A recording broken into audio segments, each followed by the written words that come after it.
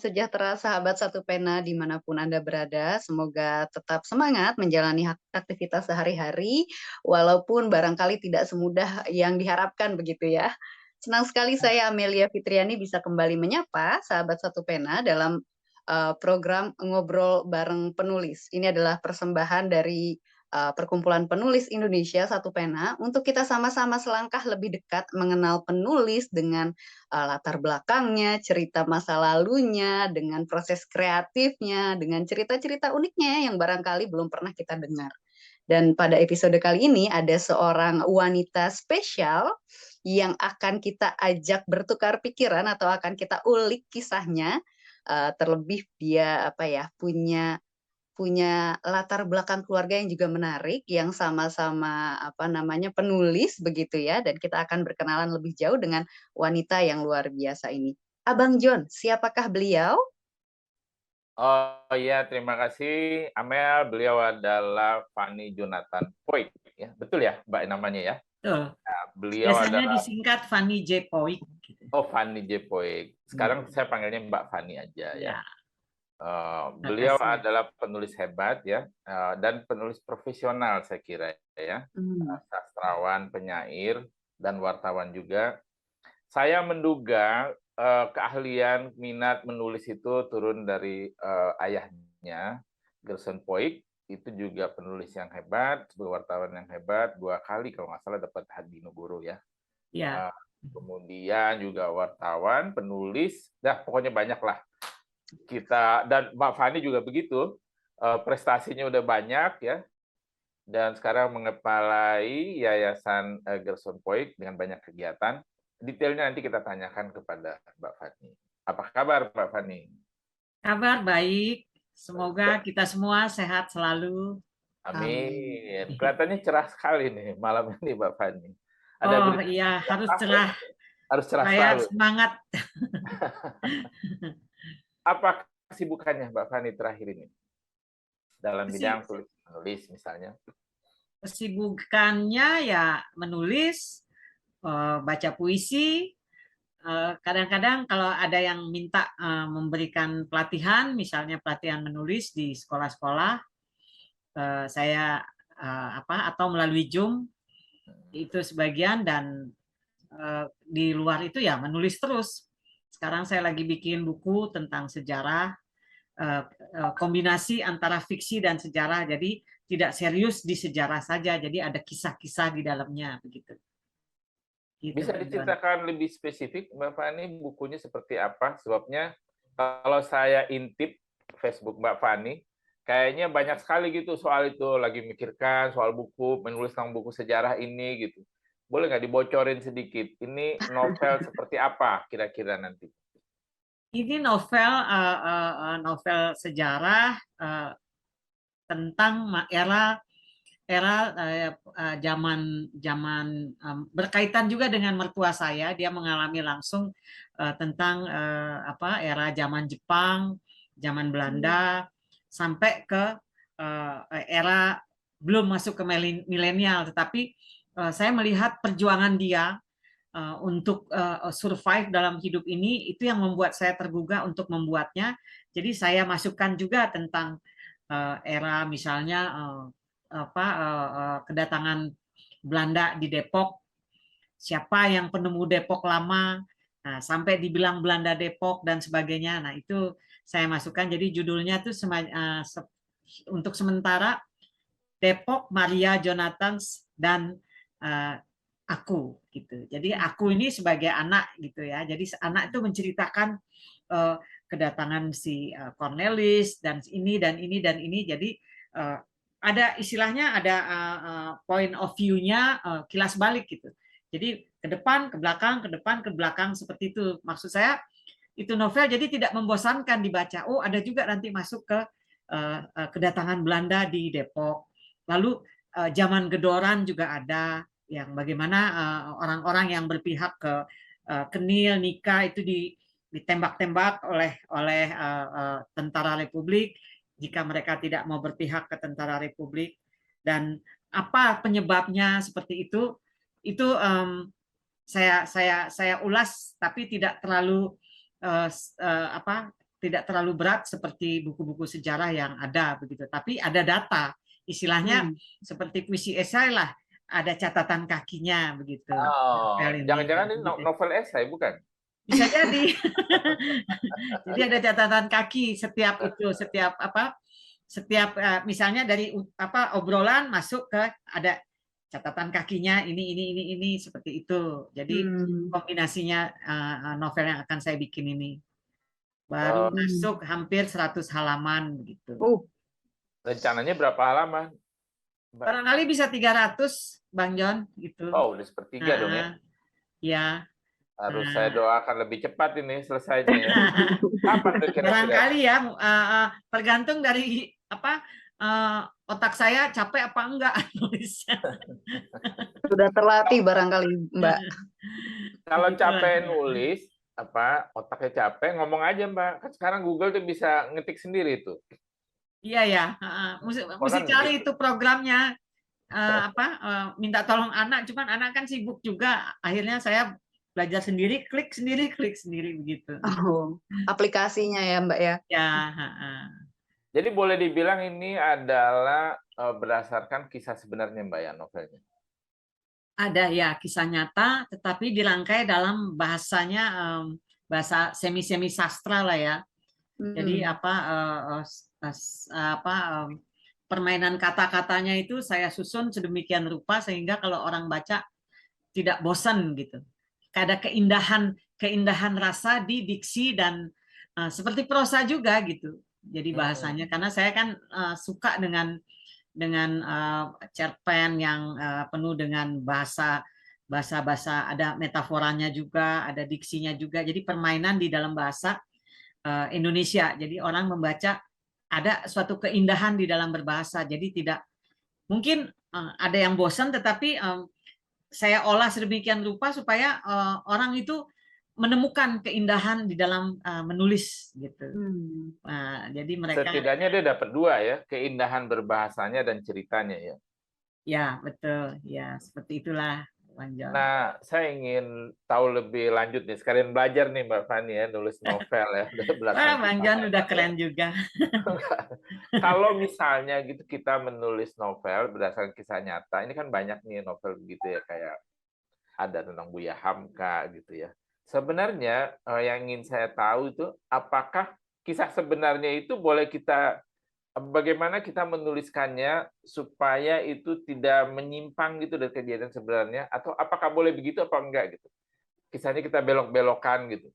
Apalagi kalau dia pakai nama sebenarnya kayak Buya Hamka gitu. Saya belum baca kedua novel Buya Hamka itu oleh Ahmad Fuadi dan satu lagi oleh teman kita Akmal. Mungkin Mbak Fani bisa memberikan komentar nggak terkait dengan novel yang Mbak Fani tulis? Kalau misalnya menulis novel itu kan semua tergantung dari kita, mau objektif atau subjektif kalau menurut saya ya. Kalau subjektif kadang-kadang kan kita juga melihat misalnya ada sisi-sisi yang maksud saya objektif, ada sisi-sisi yang tidak bisa dituliskan di dalam itu, takutnya nanti berkaitan dengan sosoknya tokoh yang kita tulis begitu kan ya. Mungkin ada sisi-sisi, setiap manusia itu kan tidak ada yang sempurna. Tetapi kita tidak menuliskannya harus bagus semua gitu. Ada kita bermain di kata-kata, kalau membuat saya ya bermain di kata-kata sehingga tercipta sebuah karya tulis novel itu tidak menjudge, tidak menghakimi, tidak menuliskan yang buruk-buruk tentang dia, tetapi ada sisi mungkin gelap itu kita olah dalam bentuk buat saya jadi bentuk kata-kata yang membuat si pembaca ataupun tokoh itu tidak tersinggung begitu. Jadi bisa dikombinasikan, Bang John, di dalam itu. Apakah kita boleh menciptakan sebuah adegan yang sebenarnya nggak ada gitu ya? Lalu ini ceritanya baik-baik aja ya, yang bukan hal yang negatif. Lalu kita reka-reka adegan itu supaya novel itu jadi lancar gitu, ceritanya lebih mulus gitu ya. Apakah boleh begitu? Boleh aja, asal kita jangan, kalau tergantung dari dia mau masukin, boleh nggak saya masukin nama aslinya gitu. Tapi kalau misalnya semua fiksi tidak pakai nama asli, itu kita bisa lebih berkembang lagi kalau buat saya, mengembangkan misalnya imajinasi kita dia ketemu ini, walaupun mungkin itu hanya sekelumit ya, itu bisa jadi berkembang karena kan di novel itu kita membutuh berapa puluh ribu kata supaya menjadi jumlahnya menjadi ratusan, minimal 300 halaman. Jadi bagaimana kita mengolahnya supaya nggak stuck di tempat itu aja yang kita ulang itu ceritanya. Jadi supaya itu ya imajinasi kita bermain di situ. Kita masukkan misalnya dia pernah mengalami di era ini. Nah, di era ini dia ketemu siapa aja tokoh, itu tokoh-tokoh imajiner kita misalnya kita masukkan di situ. Jadi berkembang. Oh, ketemu ini, ketemu. Jadi setelah kita ngetik, kita ketemuin lagi semua akhirnya menjadi satu kesatuan pas dia baca, wah, saya nggak ini tapi asik juga gitu. Saya sering nulis kayak gitu, Bang John. Nah, itu orang yang membaca. Yang membacanya. Kalau misalnya dia pakai nama orang lain, nggak ada nama aslinya, nggak masalah ya. Iya, nggak masalah. Ya. Kalau pakai nama asli itu ada batasannya nggak, Pak? Kalau nama asli kan kadang-kadang kitanya yang penulis ini agak ngeri-ngeri juga ya, takut nanti dia tersinggung, tiba-tiba udah jadi misalnya, kecuali biografi beda ya. Kalau novel kan semi fiksi. Kalau biografi kan memang nama asli semua ya, kita ceritakan apa adanya dia gitu kan ya. Tapi kalau novel ini kalau misalnya dia oke, nggak apa-apa, tergantung kita komunikasi kita dengan si narasumber. Saya mau bikin seperti ini, boleh nggak gini. Oh boleh, nggak apa-apa. Nah, it's okay, kita teruskan itu dengan imajinasi kita. Setelah selesai, jadi kita kasih tahu dia. Kalau misalnya dia baca, oh bagus, jadinya nggak apa-apa. Oh, tapi maksudnya ada diskusi dengan narasumber. Ini jangan dimasukin, Mbak, gini. Nah, kayak gitu, Bang John. Yeah. Jadi selalu, meskipun itu imajiner atau perpaduan antara fakta dan imajinasi, harus ada komunikasi dengan dia. Kecuali seluruhnya imajiner atau imajinasi, seperti novel saya ini Bang John, Gisara.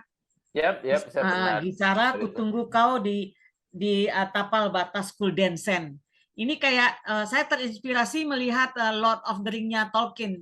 Oke. Nah, dia bisa. Nah, saya langsung berimajinasi, saya browsing ada negara antah berantah begini. Sebenarnya nggak ada semua, cuman imajinasi saya, tetapi terinspirasi dari Tolkien itu, dari Lord of the Ring itu terinspirasi, bukan nyontek, bukan sama, enggak. Jadi negerinya juga nggak tahu di mana. Jadi pas orang baca ada kisah cintanya masuk kan. Kalau di novel kalau ada cinta-cintaan kan pasti orang langsung seneng gitu kan. Ada kisah.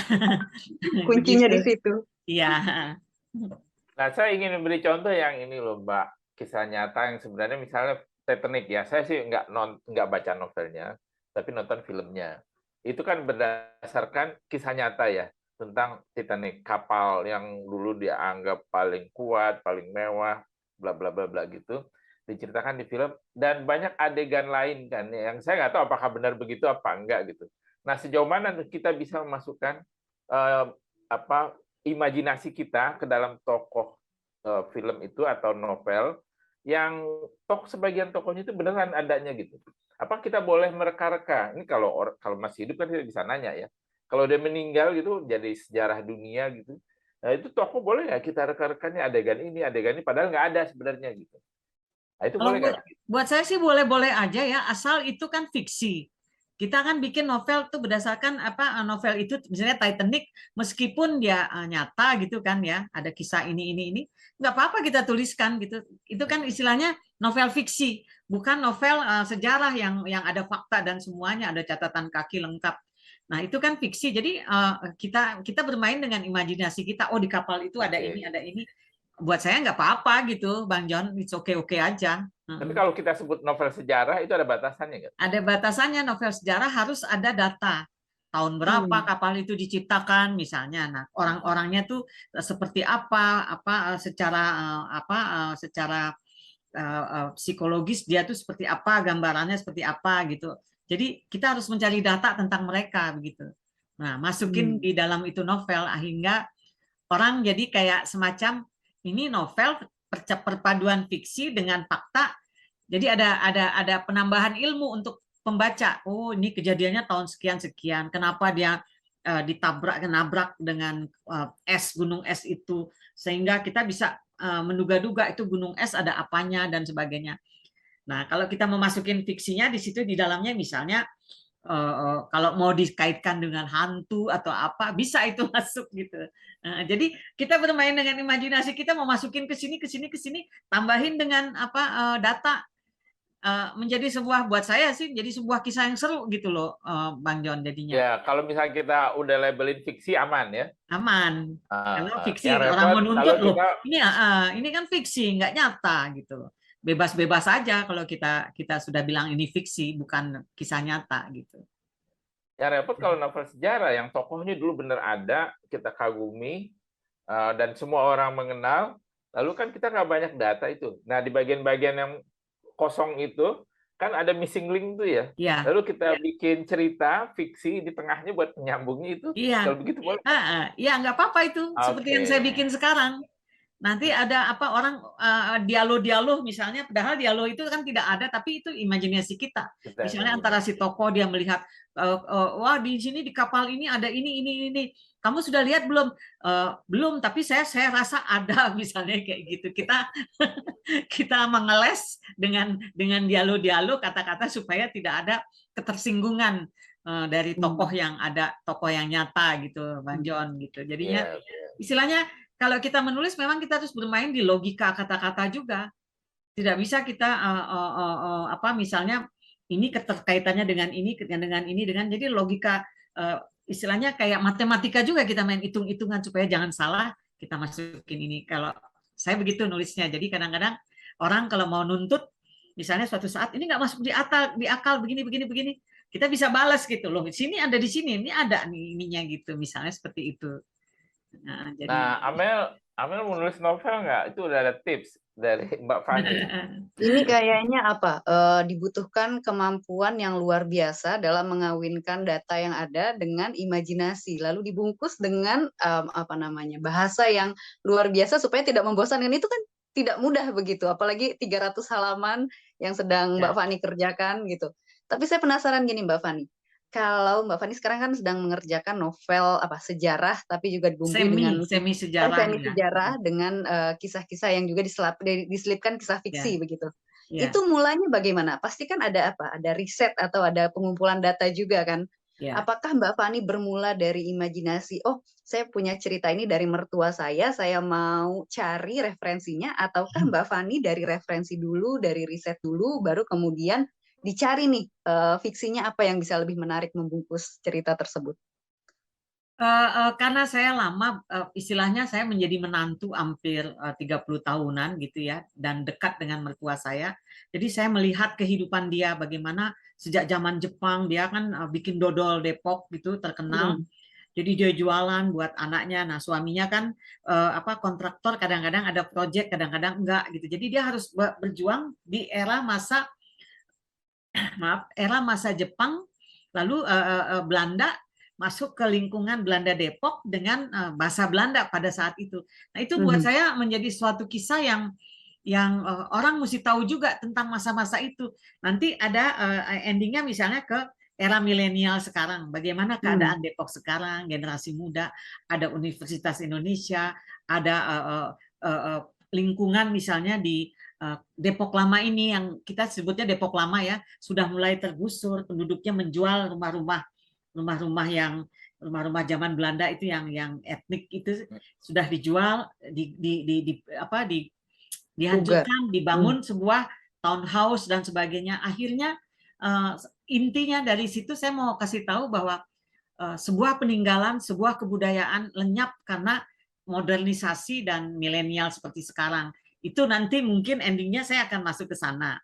Nah, itu yang saya pikirkan di dalam saya membuat novel. Tetapi ada juga nanti biasanya kalau sudah ngetik kita di depan laptop itu ya, itu muncul ini karena terbiasa menulis, muncul aja ide ini akan membuat ini. Oh, dia masuk ke sini.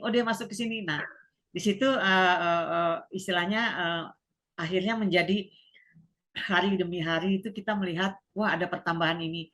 Memang kalau kita baca ulang lagi itu tulisan yang kita bikin, novel yang kita bikin, nambah lagi. Nah, itu ya akhirnya menjadi banyak gitu dan tidak tumpang tindih. di dalam apa namanya kita membuat sebuah novel begitu. Jadi Biasanya sekalinya saya mulai nanti ide berdatangan gitu ya Bu, ya, Mbak. ide tiba-tiba kalau sudah depan laptop ada ini ya, memang di samping di meja saya tuh ada data buku-buku banyak misalnya. Kalau saya mau bikin tentang novel cinta, saya punya buku di kamar itu ada tentang anatomi cinta. Nah, di situ pendapat Margaret Mead, apa namanya ada Albert Camus gitu, semua ada di situ tentang cinta semua. Jadi saya beli itu buku, saya baca, tapi pada saat saya mau menulis dia ada untuk apa supaya menguatkan tulisan kita. Jangan pun begitu, gitu jadinya. Wah, luar biasa. Bahkan untuk memunculkan kisah cinta ada ininya, ada landasannya. Ada landasannya, iya. Ada landasan logikanya. Iya. Rasanya kita menantikan nih, Abang John juga ya, rasanya kita menantikan novelnya untuk segera hadir gitu. Jadi penasaran juga nih. Suara salaman lagi nggak banyak lagi, Mel. Oh, tapi lumayan Abang John untuk 300 baru mau halaman. masuk 100 halaman, Bang John. Ini cuman saya kan banyak kesibukannya nggak jelas gitu, baca puisi sana kemari. Ya penyair kan, kayaknya begitulah, dan penulis. Begini Mbak Fani, apakah dalam novel atau cerita ya Mbak Fani selalu memasukkan unsur romans, percintaan di dalamnya gitu, untuk daya tarik supaya cerita itu lebih berwarna, lebih menarik, atau bagaimana gitu? Apakah kayaknya atau selalu memasukkannya? Kadang-kadang saya masukkan kisah cinta, tapi sekelumit ya. Cuma cinta yang saya tulis itu tidak vulgar, tidak istilahnya cinta yang benar-benar deep di dalam hati kita dan tidak vulgar, karena saya senang mengungkapkan sesuatu dengan cara bermain di kata-kata seperti puisi jadinya. Cinta di dalam novel-novel saya. Nah, seperti novel yang ini, Cinta di Bait Puisi. Ya, saya pernah lihat. Cinta di Bait Puisi. Nanti ada puisinya, ada cintanya, ada itu. Jadi bukan cinta yang istilahnya yang hot dan sebagainya, bukan. Jadi cinta yang benar-benar orang membacanya menemukan suatu keindahan di dalam hubungan, di dalam kata-kata di dalam yang saya tulis di dalam novel saya. Begitu, Bang John. Cinta dalam pikiran dan perasaan ya, bukan adegan ya. Adegan cinta. Tapi buku-buku Mbak Fani juga ada beberapa yang mengangkat kumpulan cerpen itu tema narkoba gitu ya, Bu ya. Ada concern apa sih? Kalau narkoba itu bukan kumpulan cerpen, itu kisah nyata. Karena saya kan berangkat dari jurnalis, memang saya lulusan jurnalistik dari ISIP Jakarta. Jadi pada saat itu tahun 2008 ya, penerbit Erlangga minta saya menuliskan tentang pemakai narkoba di kalangan sekolah menengah atas. Nah, bukan sekolah menengah atas saja, dalam kalangan anak muda. Nah, di situ orang biasanya kan menulis buku narkoba ialah gini dan sebagainya secara akademisi dan serius gitu. Bahayanya seperti ini. Kalau saya enggak, jadi saya wawancara mereka, saya datangi ke Rumah Sakit Fatmawati, saya melihat misalnya anak kelas 6 SD sudah kena narkoba. Jadi dia kalau misalnya supaya dia dikasih putau tuh sedikit-sedikit, misalnya supaya dia jangan langsung sakau, jangan langsung meninggal gitu karena dalam keadaan sakau tuh putus obat istilahnya. Nah, itu saya belajar dari situ, saya lihat, itu menjadi sebuah catatan. Nah, saya menulisnya dalam bentuk kayak semacam pengakuan dari anak-anak itu. Bagaimana saya terjun ke sini, saya ke sini, sampai ada yang anak perempuan karena ketergantungannya dengan narkoba, dia menjual dirinya. Seperti itu, akhirnya endingnya dia meninggal, ibunya bilang meninggal karena HIV/AIDS. Nah, itu ini loh bukunya. Dan ini menjadi bestseller, untuk anak-anak SMA dan laku karena saya diminta untuk menjadi menceritakan bagaimana si ini kalau sudah kena otaknya rusak, ada anak tetangga sampai meninggal, sampai dia karena pengen beli obat jet pump omanya itu dikorek, dijual, sampai jet pumpnya itu loh dijual Ya ampun. untuk membeli putau. Akhirnya dia meninggal karena overdosis. Nah, itu kasihan saya melihat kayak gitu anak-anak muda itu. Terus ada juga yang sudah punya anak tapi ketergantungan, padahal anaknya orangnya pinter, tapi karena ketergantungan itu sebagian otaknya kan, nah di situ saya masukin ada ilmiahnya juga kenapa dia bisa. Jadi kayak jaringan saraf-saraf di otak, beberapa saraf itu rusak dan membuat dia menjadi bego, pelok, kalau ngomong tuh lidahnya kayak orang nggak normal gitu. Nah itu di buku itu ada semua kisahnya. Aku si ini, aku si ini, dan ini mau saya cetak lagi karena kontrak copyright untuk Erlangga sudah selesai kontraknya. Saya mau cetak, saya tambahkan lagi dengan saya punya referensi buku tentang narkoba dari mana-mana, ada mungkin 20 buku. Jadi saya akan masukkan tentang apa itu sejarah pemakaian narkoba untuk kesehatan, untuk ini. Lalu saya mau masukkan juga ada ibu-ibu yang harus tahu kalau anaknya itu menjadi pecandu itu seperti apa. Di situ kita kasih guidance kepada ibu-ibu itu, misalnya anaknya sering ke kamar mandi, terus tidak mau ngobrol dengan orang tua lagi, menarik diri, maunya di kamar, nggak mau keluar. Nah di situ kita harus bawa dia ke Rumah Sakit RSKO Fatmawati untuk dicek darahnya.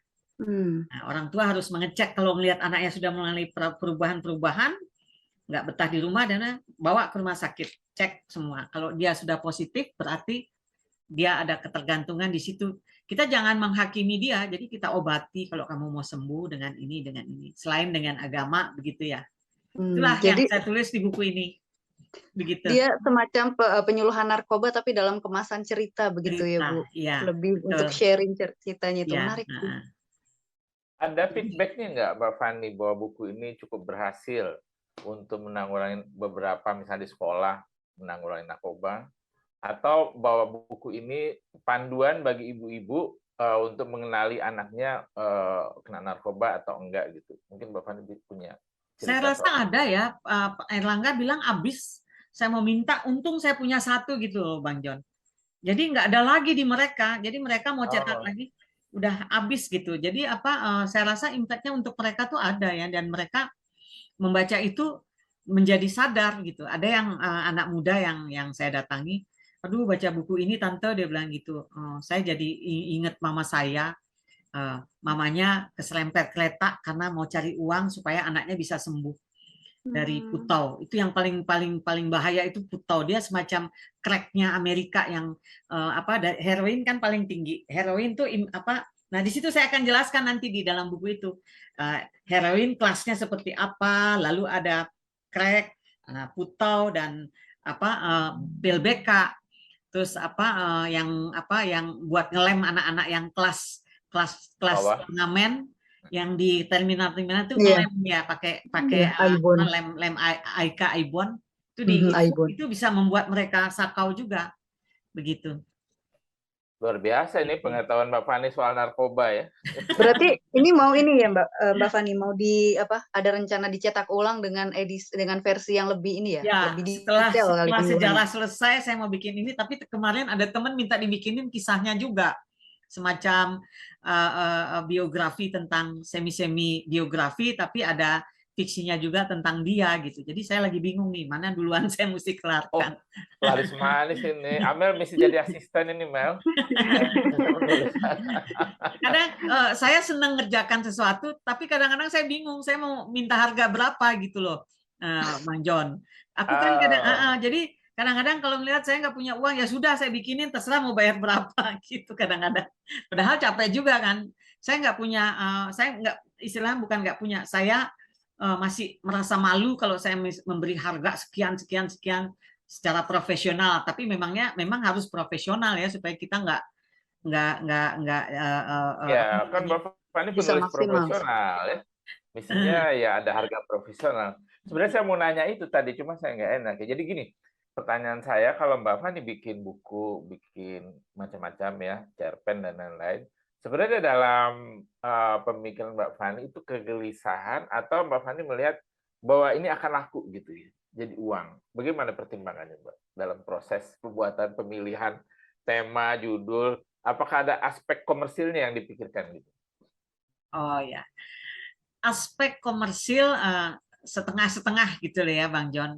Misalnya saya bikin tentang buku sejarah, itu hanya ide dari saya. Saya belum tahu ini buku akan laku atau tidak, tetapi saya yakin ya setelah menjadi sebuah karya, kita ceritakan kita memakai misalnya link Instagram, Facebook untuk mengiklankan itu. Setelah itu biasanya saya mengumpulkan uang sendiri, saya cetak sendiri, saya jual sendiri, saya urus ISBN-nya sendiri. Kalau saya minta kepada yang orang yang istilahnya yang berkepentingan, yang kaya raya, pemerintah dan sebagainya, kadang-kadang balasannya itu lama gitu loh Bang John.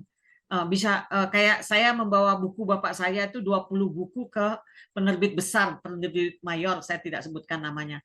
Kami menunggu 2 tahun, belum dicetak-cetak, pas tahun ketiga, untung ayah saya masih agak sehat, cuma 1 buku yang dipilih untuk dicetak. Itu pun dikasih DP cuma 2 juta untuk 3 tahun penantian. Nah di situ saya melihat kasihan sekali kalau kita tidak punya link yang bagus. Kalau yang punya link bagus, ada teman penulis yang kelas tingkat tinggi yang dia menulis Pak Jokowi dan sebagainya, memang dia sudah menemukan jalannya dan itu menjadi sebuah trademark dia. Nah kalau kita kayak kami teman-teman yang lain, kita masih berjuang sendiri seperti yang saya bilang tadi, mencetak sendiri, menulis sendiri, mencetak sendiri dan jual sendiri. Tapi biasanya kita tidak berpikir masalah ini profit yang besar dan sebagainya. Cuman ada kebahagiaan gitu loh Bang John. Oh saya sudah bisa membuat buku ini. Siapa tahu kita hanya berharap dan kepada dia ya yang sang penguasa. Siapa tahu nanti ada orang beli gitu. Jadi saya menjual buku saya ini semua saya bikin, saya jual, ada yang beli 3, 2 dan kita happy-happy aja. Nggak masalah gitu loh Bang John. Jadi saya simple aja berpikir, kalau buku saya ada yang beli, berarti itu selalu dia senang membacanya, merasa terhibur. Dibuat saya itu saya happy. Saya istilahnya tujuan saya untuk membuat orang menyukai, orang terhibur sudah tercapai. Barangkali begitu Bang John. Jadi masalah uang, masalah bayaran dan sebagainya, kadang-kadang ada yang nggak mau bayar. Sudah saya bikin 150 halaman, cuman dikasih 2 juta dan sebagainya itu. Benar Bang John. 175 halaman.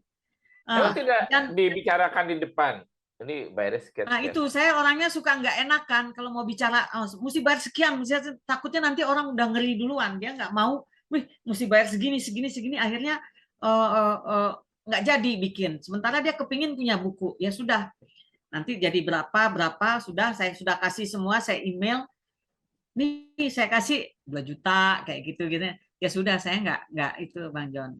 Ya mungkin segitu rezekinya, begitu aja. Jadi ya, berarti Mbak Fani ini penulis yang baik ya. Tidak jadi nggak bisa. Rezeki kan dari mana saja bisa datang kan Bang John ya gitu. Oh iya, ya kalau kita berpikir gitu, kita kadang-kadang ya jadi dirugikan ya. Iya. Kita udah nulis banyak-banyak 175 halaman, kemudian dibayar 2 juta ya. Saya kira Tuhan tuh mesti ngasih rezeki itu lebih banyak dalam soal itu. Jadi, apakah Mbak Fani berpikir bahwa menulis itu bisa diandalkan untuk hidup? Menulis kenapa Bang John? Bisa diandalkan sebagai pencarian untuk membiayai hidup kita. Kalau hanya menulis saja buat saya tidak. Saya kebetulan ya ada anak yang bisa untuk keseharian saya gitu kan ya. Kami kan sama suami sama-sama sudah pensiun. Nah, udah lama pensiun. Dulu saya kan jurnalis tahun 2004 kena rasionalisasi, lalu saya menjadi konsultan media di kementerian selama 15 tahun. 2015 selesai. Nah, dari 2015 saya full menulis sampai sekarang gitu kan ya. Nah, untuk kehidupan menulis itu datangnya itu tidak seperti kita menerima gaji bulanan, Bang Jod. Jadi kadang-kadang ada, kadang-kadang tidak. Nah, untuk mengisi kekosongan dana yang kita tidak punya, ya kita seperti yang saya bilang, saya suka tulis di Facebook, ada yang pesan kue, yang pesan ini, nah itu harus kreatif gitu. Jadi seperti itu yang kita jalankan. Kita tidak, buat saya kita tidak mengemis, kita tidak menyusahkan orang lain, kita tidak pinjam sana sini. Jadi kita tawarkan misalnya gambar kue saya yang bikin, kan saya punya grup WA banyak tuh Bang John. Masukin aja di situ. Pasti ada yang pesan dari sekian apa yang saya share di grup-grup WA. Nah, disitulah di samping anak saya ya, mereka dua-dua sudah bekerja dan membantu kami untuk yang hal-hal yang prinsip gitu dalam kehidupan ini. Dan istilahnya kalau yang sampai ratusan juta dan berapa apa puluhan juta untuk menulis tuh buat saya belum pernah kayak gitu dapat gitu. Jadi ya enjoy aja, menulis saja begitu Bang John. Toh prinsip saya kita makan cuman sedikit ya, semakin tua nggak banyak gitu loh yang kita butuhkan dalam hidup ini. Jadi begitulah. Nah, kadang-kadang saya nanya, saya suka malu juga kalau saya nanya, ini dapat honor apa enggak dan sebagainya, enggak enak hati gitu. Tapi saya harus bertanya gitu kan ya, karena kita kan misalnya kita Zoom apa kan semua mesti bayar juga. Iya. Kayak begitu. Dan secara umum, Mbak Fani, apakah berpikir bahwa profesi menulis di Indonesia itu nggak bisa diandalkan? Secara umum, buat saya nggak bisa diandalkan, karena maaf, yang bisa bisa terkenal, tulisannya bisa laku, cetak ulang, mereka punya link yang bagus dengan tokoh-tokoh yang bisa mensuplai itu. Misalnya dia ke Frankfurt Book Fair bawa karyanya, atau dia masuk ke penerbit mayor yang besar dan karyanya itu langsung diiklankan, booming, itu akan dicetak ulang, dicari orang, ada brandnya gitu loh, ada apa namanya sistem yang membuat itu buku yang mereka bikin menjadi booming karena ada orang-orang yang di dalamnya itu yang menyokong semua. Nah itu jarang. Kalau kita kayak saya penulis yang nongkrongnya di tim, ketemu dengan seniman-seniman bohemian apa, bagaimana saya mau mencari link dengan tokoh-tokoh yang besar, misalnya saya bikin ini, itu yang kadang-kadang membuat kita seniman-seniman di kalangan kami ya, seniman-seniman yang bohemian itu, ya sudahlah pasrah, kita menulis. Kadang-kadang mereka bikin puisi, bikin ini, bikin itu, dia uploadnya di Facebook aja, ya orang Facebook yang baca. Antara seneng aja gitu Bang John jadinya. Jadi kalau menurut Mbak Fani, bahwa karya itu yang bagus sekalipun yang kita bikin itu nggak bisa mengangkat dirinya sendiri untuk menghasilkan uang bagi penulisnya. Karya harus ada jaringannya yang baik. Jadi kita bikin karya bagus nih, secara komersil kita pikir ini mestinya dibeli orang, dibaca orang, digemari orang gitu. Apa kita bisa mengandalkan gitu? Atau banyak yang misalnya karya yang laku, yang eksemplarnya banyak terjual gitu ya? Bisa. Dalam kaitan karya fiksi ya, buku-buku fiksi. Ya. Bisa itu yang tadi saya bilang, tergantung orang-orang yang mendukung karya itu.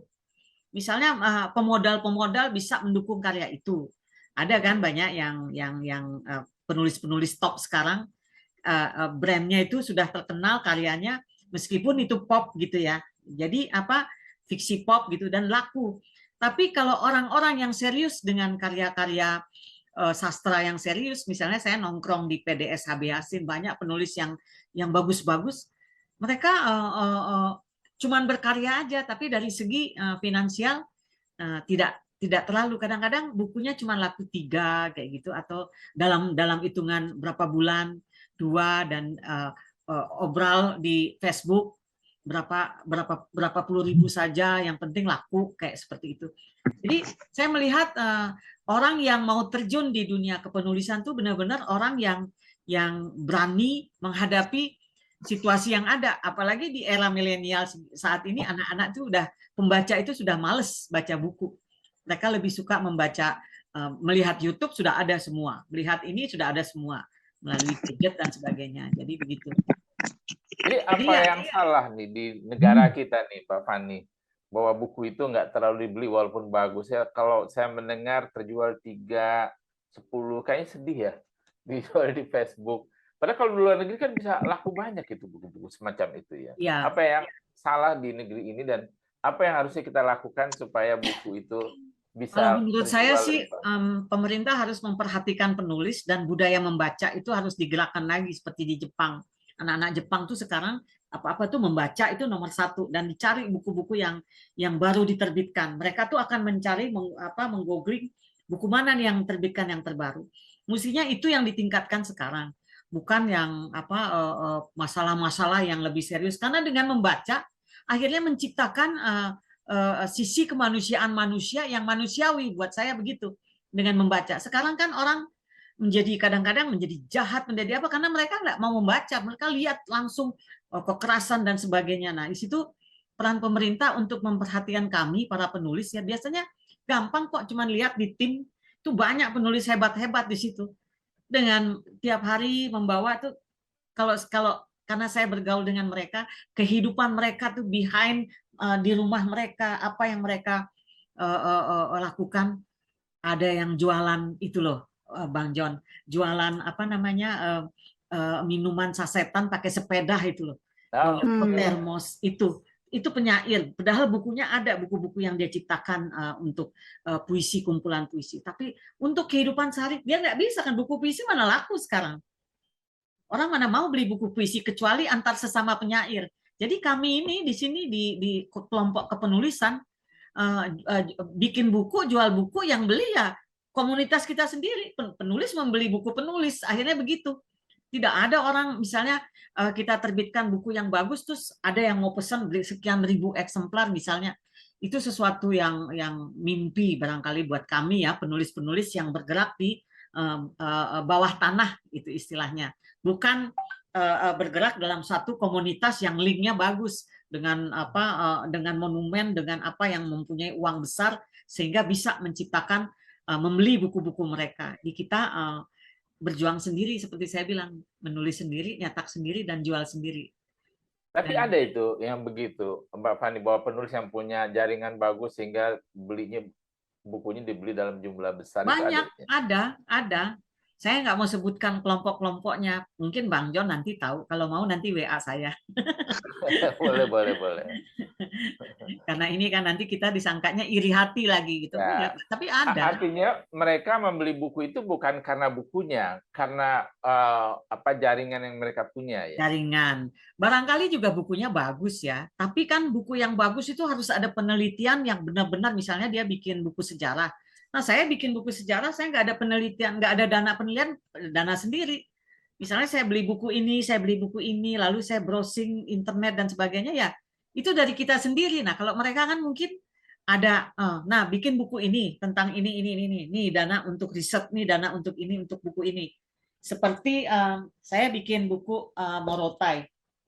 Ini saya 20 hari tinggal di Morotai, Kabupaten Morotai, Ternate. Ini berkaitan dengan namanya sastrawan berkarya, Bang John. Jadi sebelum pandemi setiap tahun tuh ada 6 orang dipilih sastrawan untuk ke daerah 3T, terpinggir, terluar, terisolasi. Nah, itu kami itu ditugaskan oleh Badan Bahasa ke daerah itu, menetap di sana selama 20 hari. Kita kayak model jurnalisme sastrawi namanya. Kita meneliti daerah, penduduk, dan sebagainya, budayanya, sehingga nanti akhirnya kita membuat satu buku seperti ini. Ini lengkap di Morotai, tentang situasi Morotai. Saya menuliskannya. Nah, kita bukunya dibayar oleh pemerintah. Di sana pun kita dibayar, transportasi, hotel, semua makan dibayar.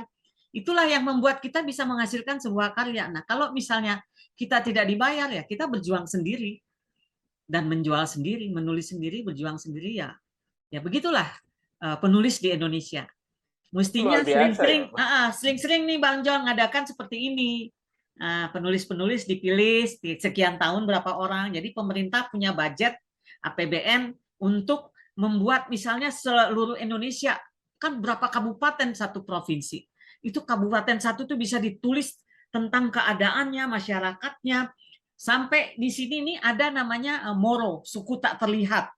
Suku Bunian Moro yang menjaga Morotai.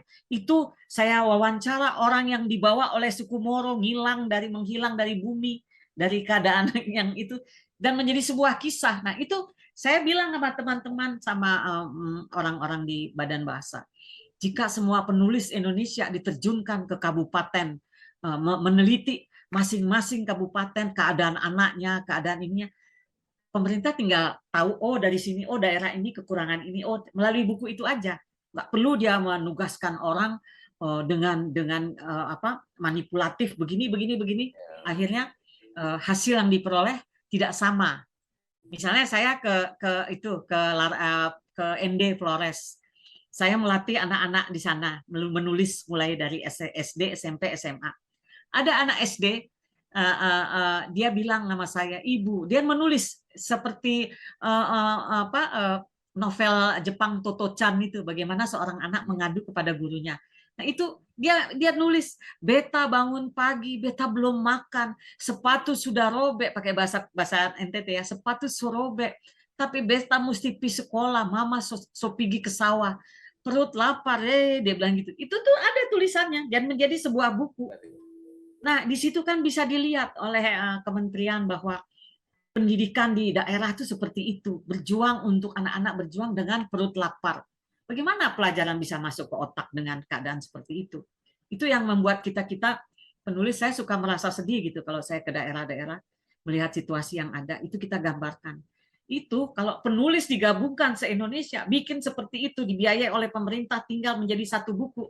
Saya rasa itu akan membuat negeri kita ini akan apa namanya, faktanya akan terlihat nyata begitu Bang John, menurut saya. Luar biasa ya, 20 hari menjadi satu buku gitu. Ya, wawancara apa namanya para anak-anak peninggalan yang misalnya anak-anak serdadu Belanda, Amerika, ada yang serdadu Jepang, ada yang apa kapal yang karam, semua itu difoto dan menjadi sebuah kisah di dalam Morotai. Sayangnya ini diterbitkan intern gitu. Jadi orang umum nggak bisa baca bagaimana gitu. Makanya saya karena copyright-nya kan dimiliki oleh Badan Bahasa. Kalau misalnya copyright saya punya, saya bisa cetak, saya perbanyak, saya jual. Jadi mereka tahu begitu. Cuman kan kita sudah copyright dibayar, ya kita nggak berani gitu Bang John. Jadi buku ini hanya dimiliki oleh Badan Bahasa saja gitu. Bisa bikin versi lain kan Mbak dengan bahan yang sama? Bisa. Cuman waktu ya. Butuh waktu. butuh waktu dan energi gitu Bang John. Nah, sebenarnya buku itu itu karena kemampuan Mbak Fani sebagai wartawan, jurnalis, atau sebagai sastrawan. Apakah sastrawan yang lain kalau dikirim menghasilkan sebuah buku seperti gitu? Mbak Fani kan punya latar belakang jurnalistik yang baik. Sebenarnya apa yang membuat buku itu jadi di tangan Mbak Fani? Mbak Fani memikirkan kemampuan jurnalistik ataukah sebagai penulis cerpen atau sebagai sastrawan lah? Kalau sebagai jurnalis ya, memang kita diharuskan untuk menulis ya, menulis berita. Kalau di jurnalistik mesti 5W 1H namanya straight news dan apa semua. Nah, kalau kita kombinasikan dengan sastrawan itu menjadi sebuah karya yang buat saya menjadi lebih menarik. Ada data yang tadi saya bilang, ada fakta, data, hasil wawancara, lalu kita nuliskan dengan bahasa sastra yang indah sehingga pembaca, oh ini kisahnya seperti kayak semacam tulisan features gitu loh, Bang John. Tapi kan itu hanya mampu dilakukan oleh orang yang punya latar belakang jurnalistik ya. Kalau penulis saja gitu, apakah menurut Mbak Fani akan bisa melakukan hal semacam itu? Kalau penulis saja, saya rasa lebih banyak ke fiksi ya. Jadi hayalan dia saja. Nah, faktanya itu kan belum tentu nyata atau tidak. Jadi mereka hanya berkhayal dan itu aman buat dia. Buat saya gitu. Jadi aman, dia bisa mengembangkan kisahnya seperti ini. Tapi paling tidak sebagai seorang penulis baik sastra apa ya itu kan membaca, membrowsing, kalau ada internet membrowsing, misalnya dia mau buat tema tulisan tentang apa, berarti dia kan harus cari dulu datanya. Kalau buat saya begitu. Nggak hanya bisa imajinasi aja. Paling tidak dia harus tahu Bang John apa yang dia akan tulis begitu. Biasanya saya mengajarkan anak-anak misalnya mahasiswa dan sebagainya ya, kita menulis tentang narkoba misalnya. Kita nggak bisa berhayal, sebenarnya kita nggak tahu barangnya kayak apa gitu kan. Hanya berhayal aja ya. Paling tidak kan dia harus tahu apa itu ganja, tanamannya seperti apa, kayak gitu-gitu loh Bang John. Iya, iya. Ini nggak terasa ini, kita udah 40 menit, padahal waktu kita cuma 60 menit ya. Oh gitu. Barangkali bisa ditampilkan ini Abang John. Iya, yang tadi Video ya. berita ya. Enggak, berita Berita dulu lah dulu. ya. Baik, Yang itu silakan. baik, tolong baik. Apa ya tadi itu? Ya ini ya. Oh iya. Nah ini Mini biografi Gepiong tentang itu kan Ayahanda. mini biografi ayahnya Gerson Tiong, sastrawan kenamaan NTT ya. Iya, dari Pulau Rote, Bang John. Iya, ini baru kan 11 September Baru ya. Oke, Bayu, makasih. Jadi boleh diceritakan, Mbak Fani, buku apa ini sebenarnya? Buku ini. Ini buku berkisah tentang masa kecil saya di Bali, berbaur dengan pendapat bapak saya juga masa kecilnya. Jadi saya kombinasikan istilahnya saya sebagai editor, saya kombinasikan dengan tulisan saya dan tulisan bapak saya. Jadi ada kisah-kisah bapak waktu dia di ND, di Flores dan sebagainya. Tetapi kalau bapak lebih banyak memasukkan dalam kisah ini unsur-unsur karena bapak suka baca filsafat, jadi banyak masuk kayak seperti Immanuel Kant, kamu juga masuk. Jadi ada istilahnya bukan hanya biografi aja, ada ilmu yang diberikan ayah saya kepada para pembaca berkaitan dengan filsafat. Kalau saya kan lebih lugas menceritakan saya masa kecil di Bali dan sebagainya, bagaimana pergaulan saya selama remaja dengan tokoh-tokoh sastra internasional, tokoh-tokoh sastra nasional yang terkenal masa lalu seperti Om Umar Khayyam, itu tiap hari main ke rumah, Om Darmanto Jatman, lalu Pak Slamet Sukirnanto, mereka diskusi di situ. Nah, di situ saya ceritakan, di situ saya mulai tertarik. Oh, orang tuh kalau bercerita tentang sastra ini begini, begitu Pak Bang John dari buku ini gitu. Jadi kalau Bapak itu lebih dalam ya. Ya, karena memang dia tidak mau bekerja, dia berhenti jadi redaktur budaya di Sinar Harapan, serius untuk menulis dan membaca. Baca, nulis, baca, menulis, begitu aja jadinya Bang John. Jadi ya itulah yang terjadi dalam kehidupan kami dengan Bapak gitu. Jadi saya melihat Bapak tuh benar-benar full di bacaan dan menulis gitu. Tapi ini ya silakan Amel. Ya. Tapi menarik Mbak Fani, jarang juga kita melihat rasanya misalnya ayahanda seorang wartawan, penulis juga, lalu juga anaknya juga ikut mengikuti jejaknya begitu, sama-sama jadi wartawan pula, penulis pula begitu. Apakah memang sosok ayahanda menjadi inspirasi dari langkah Mbak Fani dalam menjalankan hidup dan memilih karir gitu di dunia kepenulisan, di dunia wartawan, atau ada faktor lain kenapa Mbak Fani memilih untuk pada saat itu menjadi wartawan, lalu sekarang fokus juga menulis? Saya rasa mungkin secara tidak langsung itu bakat alam ya. Bakat alam menulis itu udah mulai menurun ke saya dan saya rasakan saya itu dulu suka berkhayal dan suka membaca. Jadi kalau saya membaca di kios itu sampai habis dan yang punya kios itu sampai nendang-nendang saya suruh pulang. Saya baca sampai biar ditendang suruh pulang, saya pegang itu buku belum selesai. Apalagi buku-buku Kopingho gitu loh Bang John ya. Oh iya, semua orang baca semua itu. serialnya saya baca sampai saya nggak makan juga nggak apa-apa gitu masa kecil saya. Beda dengan adik-adik saya, mereka kan lebih ke ke ilmu pasti. Nah, saya lebih suka menghayal, kadang-kadang saya bikin puisi sendiri, pernah saya bikin puisi tahun 73, kirim ke Sinar Harapan dan dimuat. Itu teman saya banyak itu karena ada sekolah saya di situ dari puisi itu. Di situ saya mulai merasa saya berbeda dengan orang-orang lain barangkali gitu. Saya ingin suatu saat saya akan menulis apa yang saya alami dalam kehidupan masa kanak-kanak saya sampai saya dewasa, dan itu ada di novel saya. Nah, ini masa kanak-kanak saya di Bali sampai bagaimana kita berjuang anak-anak di Bali. Saya termasuk diterbitkan oleh Balai Pustaka, Pelangi di Langit Bali. Nah, itu ada. Gitu. Jadi itulah yang membuat mungkin saya merasa ini bakat yang menurun dari ayah saya barangkali. Cuman saya nggak semendalam di beliau.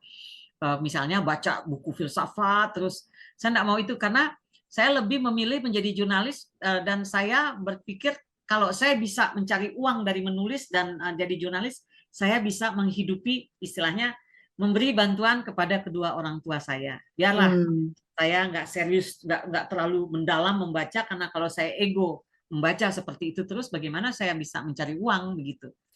Gitu Bang. Itu Mbak. Mana yang lebih menyenangkan bagi Mbak Fani, menjadi penuliskah atau menjadi wartawankah? Kalau dulu saya itu masing-masing periode ya. Pada saat dulu saya jadi wartawan, saya senang jadi wartawan. Tapi sekarang setelah Manula begini, saya senang menjadi penulis. Karena menjadi penulis saya menjadi diri saya sendiri. Saya mau ditemanin orang syukur, enggak juga enggak apa-apa. Saya bisa melihat suatu lingkungan dan pulang ke rumah, masuk ke ruang sunyi saya bisa ngetik, saya bisa menuliskan apa yang saya lihat tadi begitu. Dan saya merasa merdeka dengan diri saya, jadi menulis mau ada uang, mau tidak, yang penting saya menulis saja begitu.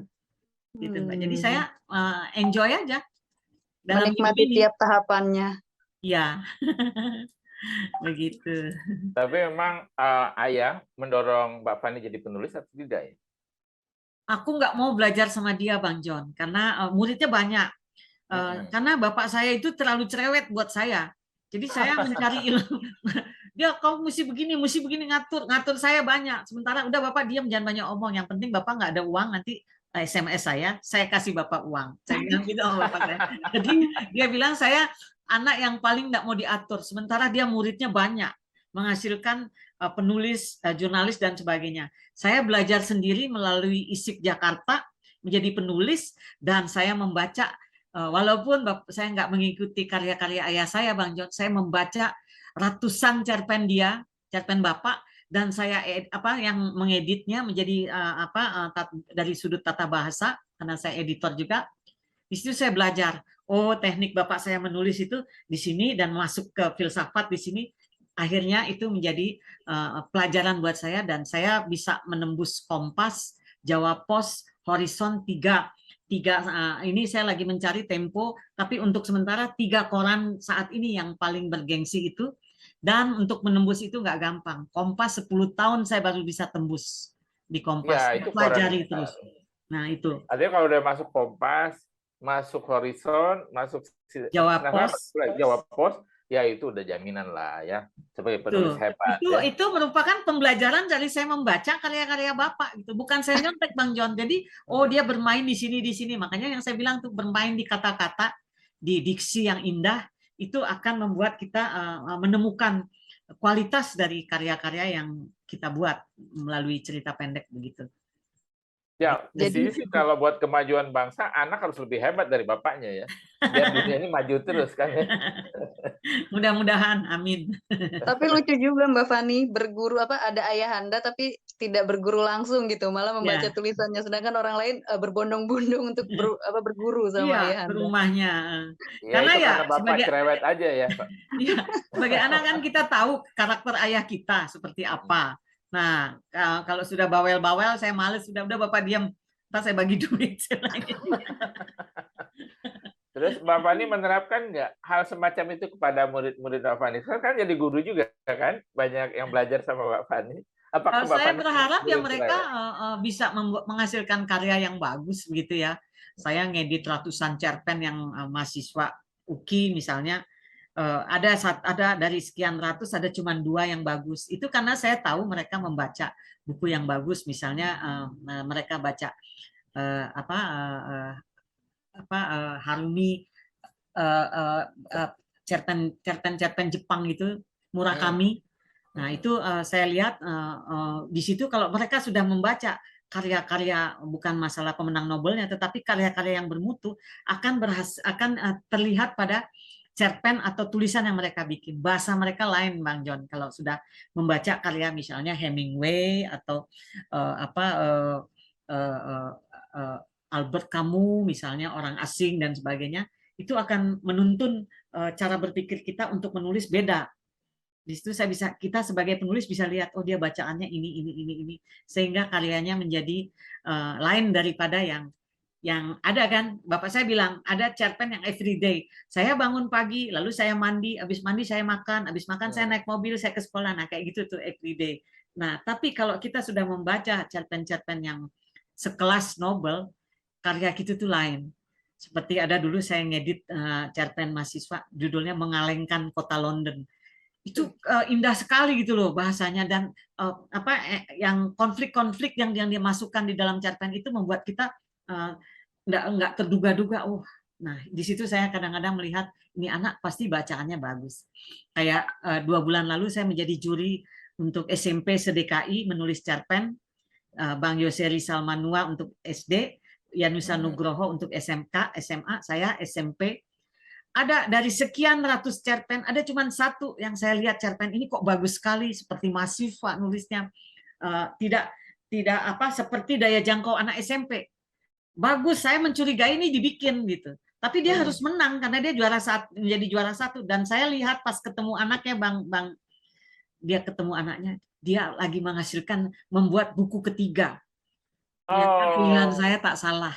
Saya sampai merinding kalau ceritain itu anak. Tulisannya bagus, novel-novelnya bagus, dan itu sekarang dia lagi bikin buku ketiga, novel ketiga, anak SMP. Di situ saya melihat. Luar biasa ya, ajaib. Luar biasa. Ajaib. Ya. Menurut saya ajaib ya. Ya. Anak SMP bikin 3 novel dan bagus ya. Bagus. Biasa itu. Makanya karyanya dia menang jadi nomor 1 dan saya tidak salah memilih dia begitu. Akhirnya nggak curiga lagi bahwa nggak curiga. Udah terbukti ya. Nah, lalu kita ini kembali nih, kan Mbak Fani bikin yayasan Gerson Poik. Ya. Saya selalu, sorry. Apa itu kegiatannya, Mbak? Kenapa, Bang Jan?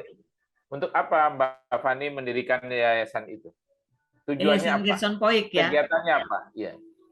Pertama, karena saya melihat untuk penerbitan buku ini kan susah untuk minta ISBN. Jadi harus ada yayasan yang menaungi, misalnya kan ini ada buku-buku Bapak saya di lemari ini banyak, Bang John.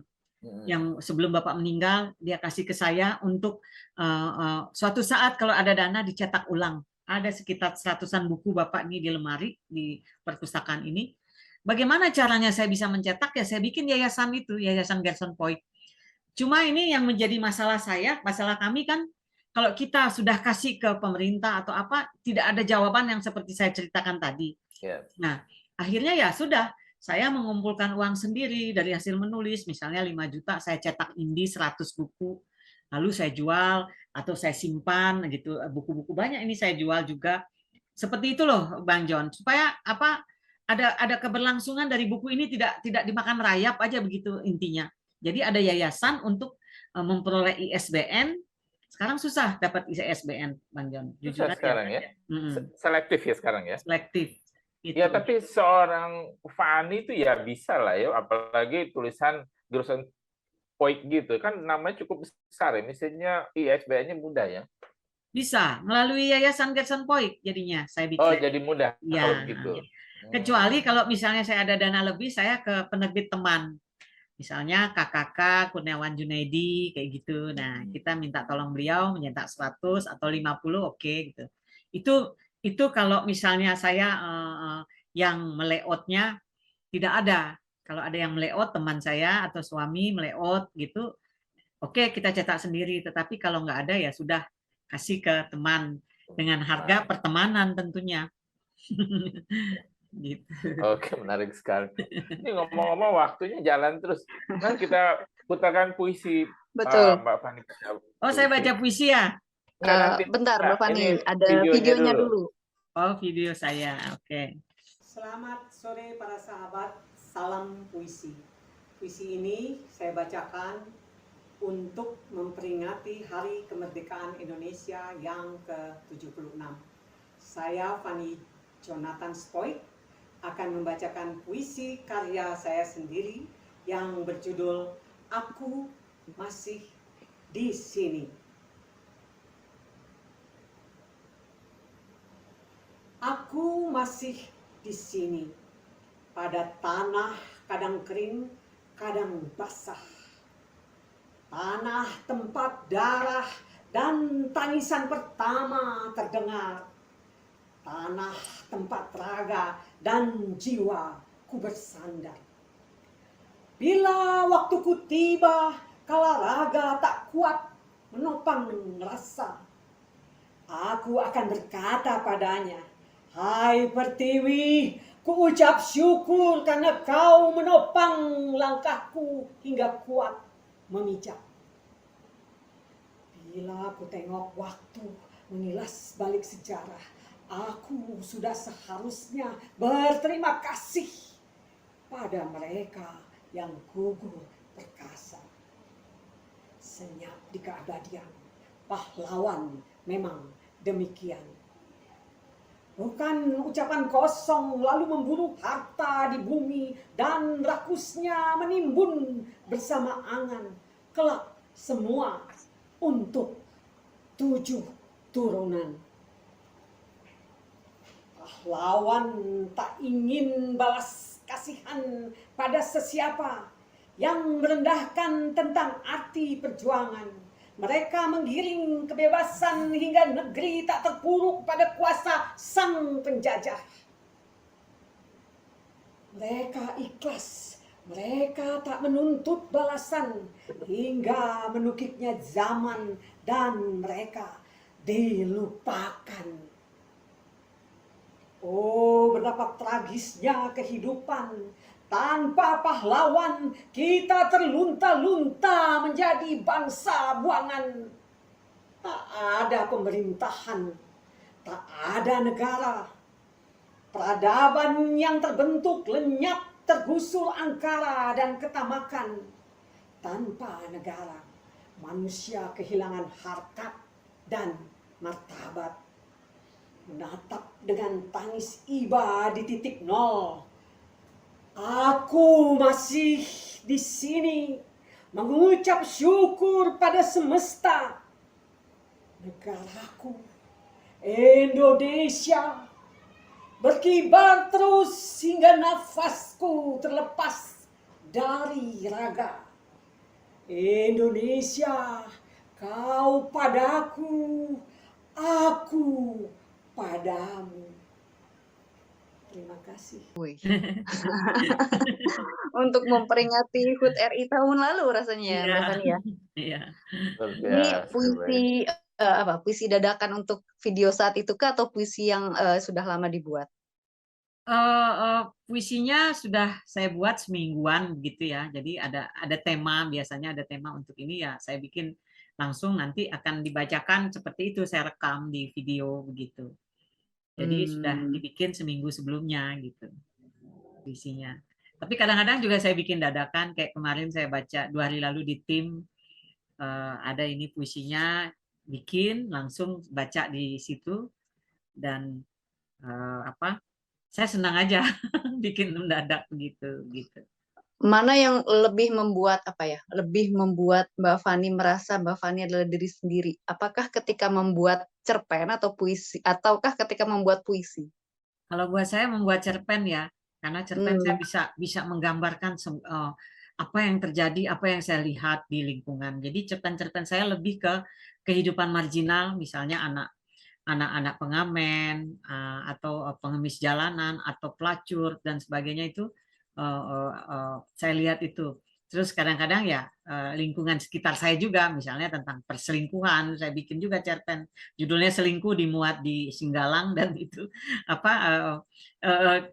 kenyataan yang ada sebenarnya kan gitu. Jadi ya tanpa menyinggung sana sini, sebenarnya itu hanya fiksi begitu, tapi ya ada gitu.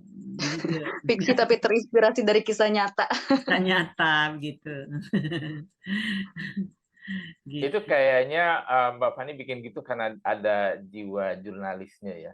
Cuma tidak diungkapkan dalam bentuk berita ya, tapi dalam bentuk cerita ya. Namanya diganti. Ya. Kemudian dramatisasinya lebih dibikin ya, lebih konfliknya lebih banyak barangkali gitu ya. Iya, karena kita bisa memasukkan pikiran-pikiran kita juga di situ. Misalnya kalau kita menceritakan tentang seorang PSK misalnya gitu ya. Jadi pikiran-pikiran kita sebenarnya mungkin dia nggak berpikir begitu, tetapi kita sebagai penulis bisa memasukkan kenapa dia begitu. Misalnya terus hati nuraninya sendiri, misalnya pada saat dia melayani para pelanggan, di situ dia merasa tercerabut dari akar kemanusiaannya dia, dari akar keperempuanannya. Dia menjadi tak berdaya gitu.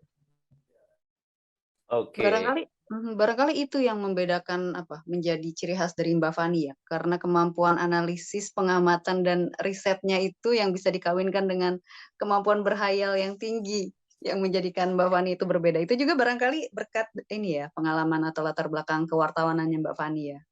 Mungkin juga ya. Jadi bos saya itu dulu Mas Hari Cahyono memang nyeniman juga. Kita suruh liputan anak pengamen mulai dari kota sampai Depok. Apa yang mereka lakukan. Dari situ saya melihat kenyataan, waduh, hidup di jalanan itu keras dan berat buat anak-anak itu gitu. Jadi mereka ya istilahnya maaf, triseks itu biasa. Dan disodomi itu biasa. Buat orang yang di luar dari orang berada di zona nyaman mendengar kisah mereka. Bagaimana mereka tiap hari itu oleh sopir-sopir angkot, istilah mereka namanya dibool. Itu udah biasa, dia dapat cuma 1.000 waktu itu 1.000 perak ya. It's okay buat mereka dan nggak ada rasa ini tubuh sudah tidak berguna itu buat mereka. Jadi secara filsafat barangkali tubuh udah hancur-hancur aja, tapi jiwa yang merana itu yang membuat saya merasa sedih. Dan cerpen saya ada tuh tentang itu dan dimuat di waktu itu jurnal nasional ya, orangnya gitu. Bagaimana tentang mereka gitu. Sedih pokoknya kehidupan kalau orang kaya kan enak-enak gitu ya, tapi mereka tidak. Kalau dia jam 1 malam aja nongkrong di daerah misalnya waktu itu Blok M atau terminal bis, kita akan melihat bagaimana itu anak orang-orang jalanan itu, pengamen itu, antara sesama mereka tidur di mana, sama udah bebas merdeka, nggak ada masalah dalam hidup ini gitu. Jadi norma-norma kehidupan yang ada yang kita biasa patuhi yang secara normatif, buat mereka nothing, nggak ada gitu. Yang penting bisa makan udah happy. Kali begitu. Kemampuan untuk merasa itu aduh luar biasa. Di seniman juga banyak. Di seniman bukan banyak apa. Kadang-kadang mereka ngumpul, pulang nggak tahu, nggak punya ongkos. Ya sudah ada 50.000, nih kamu 25, aku 25. Yang penting dia punya ongkos pulang. Di seniman-seniman kami gitu di Indonesia, makanya pemerintah ada orang tuh harus turun lihat itu bagaimana itu seniman penyair itu hidupnya. Happy kumpul tapi pulang ke rumah nggak ada ongkos, belum makan dan sebagainya. Barangkali seperti itu gitu yang bergerak di jalur misalnya bawah tanah yang bohemian sekali ya. Ini kita ada tuh di bawah jembatan layang, sering saya suka baca puisi juga di situ, bergaul dengan seniman-seniman, penyair-penyair di situ. Tapi hati kita happy dengan keadaan seperti itu. Jembatan layang di mana nih, Mbak Fani? Ini jembatan flyover Arif Rahman Hakim Depok itu selalu setiap minggu ada itu. Saya baca puisi juga di situ, teman saya yang mengelola. Jadi pengamen, penyair yang seneng tampil aja di situ bebas. Luar biasa ya. Kayak open mic gitu nongkrong. Ya, nongkrong di situ baca puisi. Kadang-kadang kita bawa kue buat mereka gitu. Mbak Fani ini keren nih, masih di usia segini masih sering nongkrong bahkan di jembatan layang bersama seniman-seniman yang underground tanda kutip ya.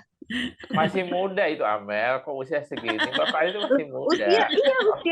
Usia kok segini. Saya bilang sama teman-teman kalau saya sudah tidak muncul di FB, datanglah ke rumah. Mungkin saya atau sudah pergi dari bumi atau apa gitu.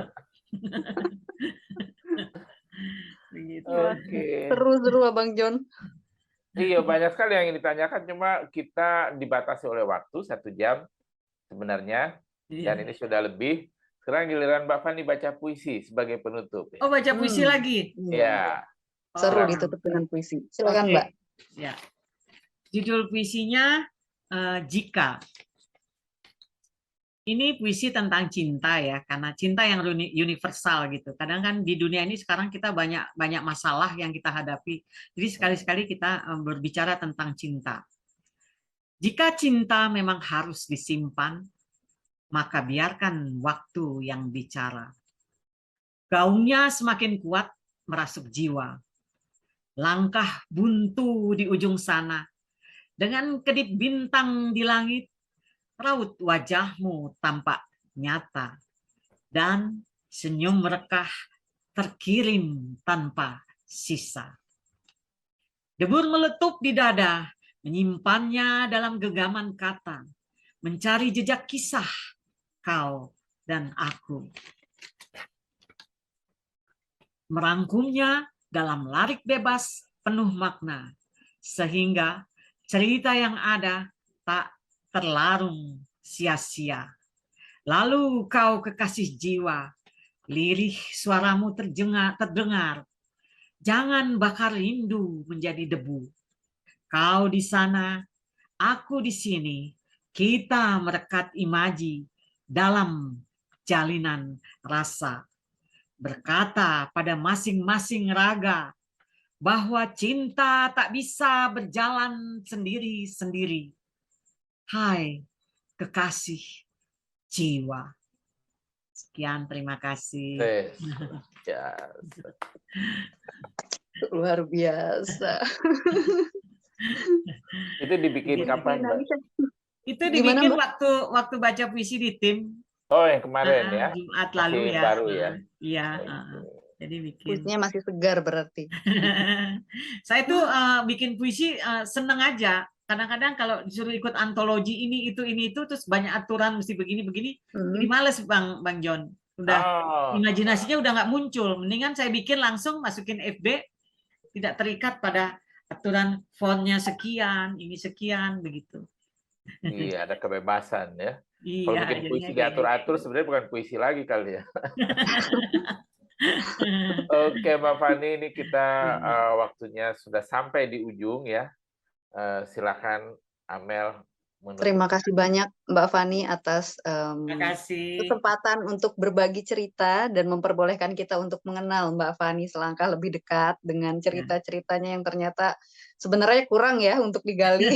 Ya, masih banyak ini hal yang ditanyakan. Masih banyak yang harus digali sebenarnya. Tapi kita doakan sukses dengan karya terbarunya, itu yang kita nantikan tentunya. Dan sehat selalu. Banyak orang yang masih membutuhkan mentoring atau didikan dari Mbak Fani. Kita tunggu karya selanjutnya. Sehat-sehat dan sampai jumpa untuk sahabat Satu Pena dimanapun Anda berada. Kita jumpa lagi pada episode selanjutnya dengan penulis-penulis hebat lainnya. Terima kasih. Salam sehat. Maaf kalau ada salah-salah kata. Enggak kok, menyenangkan ya. Menyenangkan banget nih ngobrolnya. Terima kasih banyak. Sampai ketemu Mbak Fani.